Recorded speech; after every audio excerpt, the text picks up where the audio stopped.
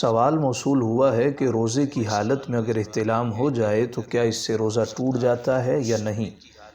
اگر تو ٹوٹ جاتا ہے تو اس کے بعد کچھ کھا پی سکتے ہیں یا سارا دن روزے کی حالت میں گزارنا ضروری ہے؟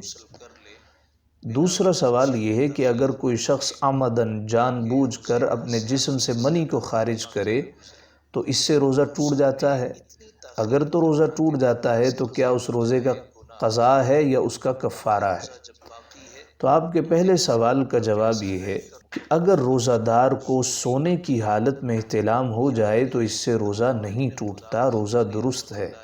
البتہ جتنا جلدی ہو سکے وہ غسل کر لے کہ بلا وجہ غسل میں تاخیر کرنا گناہ ہے۔ تاخیر کیوں نہ کرے؟ تاکہ روزے کا زیادہ سے زیادہ وقت پاکی میں گزرے۔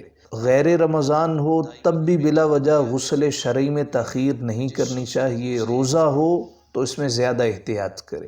غسل میں اتنی تاخیر کرنا کہ ایک نماز قضا ہو جائے یہ انتہا درجے کا گناہ ہے۔ باقی روزہ جب باقی ہے تو دن بھر بھوکا پیاسا رہ کر روزہ مکمل کرنا ضروری ہے۔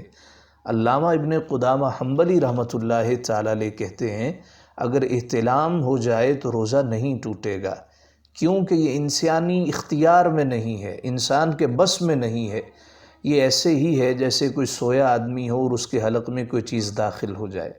لہٰذا جس شخص کو روزے کی حالت میں یا حج و عمرہ کی حالت میں احتلام ہو جائے اس پر گناہ کوئی نہیں ہے، نہ ہی کوئی کفارہ ہے، نہ ہی احتلام سے اس کا روزہ متاثر ہوگا۔ ہاں چونکہ منی خارج ہوئی ہے، غسل جنابت کرنا اس پر فرض ہے۔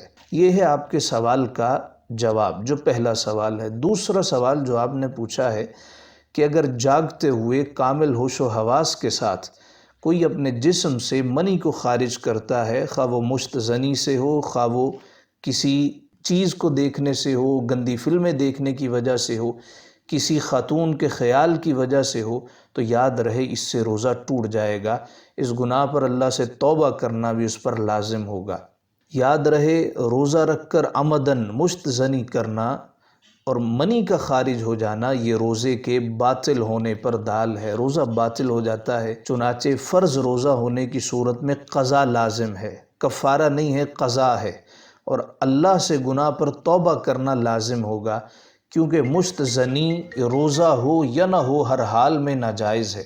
اسی طرح ایک اور مفتی صاحب نے اس حوالے سے فتویٰ دیا ہے کہ روزہ دار مشت زنی کرے تو انزال ہونے پر روزہ ٹوٹ جائے گا اور اس پر اس دن کی قضا دینا لازم ہے، کفارہ کوئی نہیں ہے، کیونکہ کفارہ صرف جماع کی صورت میں ہی واجب ہوتا ہے اور اسے اپنے گناہ سے توبہ کرنا بھی ضروری ہو جاتا ہے۔ لہٰذا رمضان المبارک برکتوں والا مہینہ ہے۔ سرکار دو عالم صلی اللہ علیہ وسلم فرمایا کرتے تھے اگر تم نکاح کی استطاعت نہیں رکھتے کہ روزہ رکھو، روزہ شہوتوں کو توڑ دیتا ہے، لیکن اگر کوئی روزہ رکھ کر بھی یہ کام کرے تو اس کو اپنے اعمال کا ازسر نو جائزہ لینے کی ضرورت ہے کہ یہ رمضان المبارک جو نیکیوں کا موسم بہار ہے، اس نیکیوں کے موسم بہار میں انسان گندی فلمیں دیکھے، خاتون کے حوالے سے سوچ بچار کرے، یہ اس کے لیے انتہائی بدبختی کی علامت ہے۔ رمضان المبارک برکتوں والا مہینہ ہے، نیکیوں کا مہینہ ہے، نیکیاں کمانے کا مہینہ ہے۔ اس ماہ مبارک میں انسان کو اپنے قلب و نظر پہلے کی نسبت زیادہ صاف ستھرا رکھنے کی، پاکیزہ رکھنے کی ضرورت ہے۔ اللہ رب العزت سے دعا ہے اللہ تعالی ہمیں ماہ رمضان المبارک کی روح کو سمجھنے کی توفیق عطا فرمائے۔